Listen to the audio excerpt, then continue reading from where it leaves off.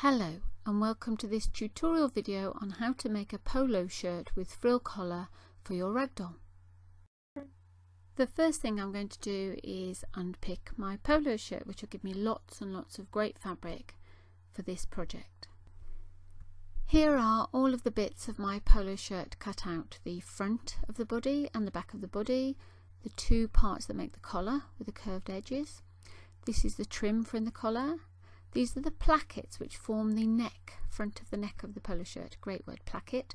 The cuffs from the sleeves and the two sleeves.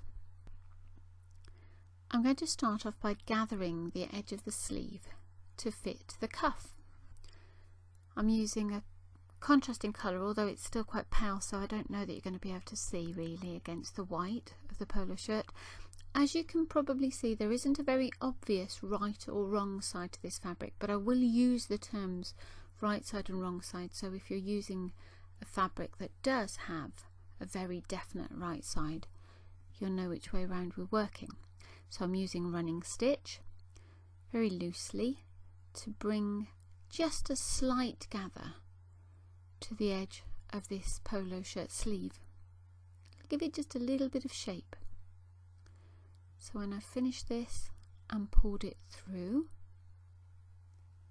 leave the end hanging so we can adjust it, and I'll bring in the cuff just to show you that's the width of our cuff, and we want to make this fit. It's not a big difference to the original, but it, as I say, it just gives it a nice little bit of shape, a little bit of gather. So just nudge that out to fit. There we go. And then what we're going to do is fold this cuff. It's going to be right sides out, wrong sides in, like that. You could iron this at this point, which might help. You've got a little notch there, which you're going to line up with a notch on the sleeve, and start off by pinning that position.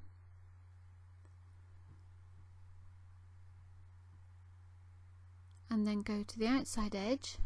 Again, it's still folded, your cuff is right sides out, and you're pinning it to the right side of the fabric of the sleeve, so it's all right sides together.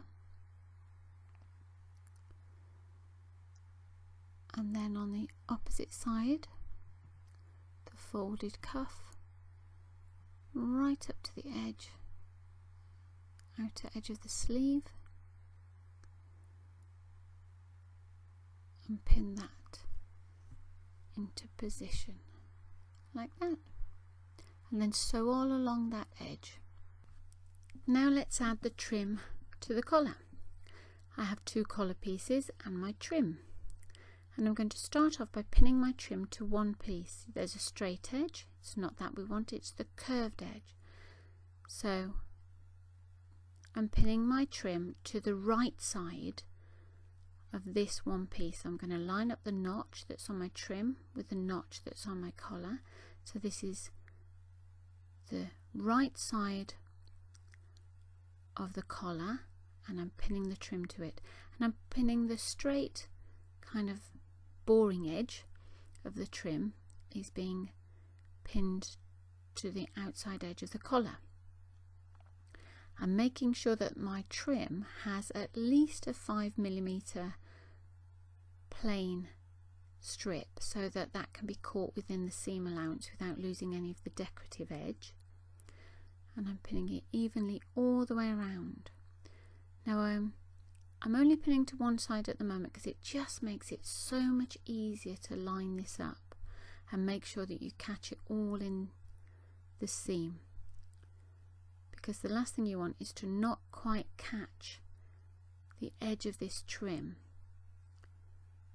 and have a bit of the edge showing rough, and you want it even as well. You want a nice even amount of trim showing. So pin it all the way around,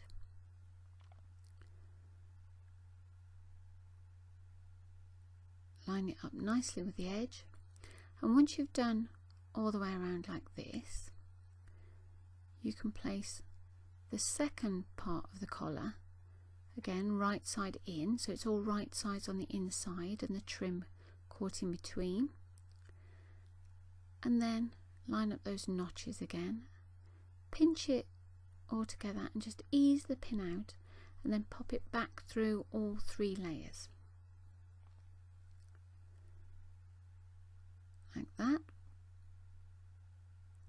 and then work your way around, lining up the 2 edges of the collar with the trim lined up nicely with the edge.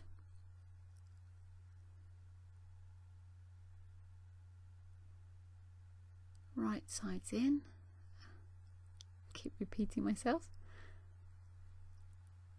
but I'm very aware that you can't really tell the difference between my right side and my wrong side on this fabric. Right the way down to the edge,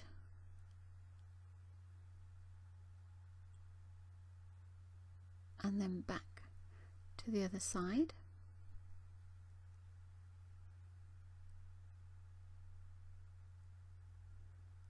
Line up all of your edges, make sure your trim is evenly spread around that curve,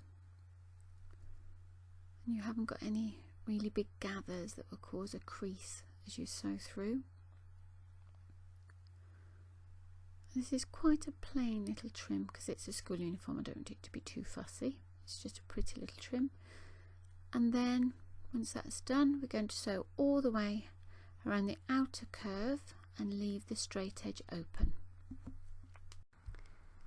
That concludes our tutorial video. I hope it's been helpful. If it has, please subscribe. We'd love your feedback and a like. There are more videos coming soon.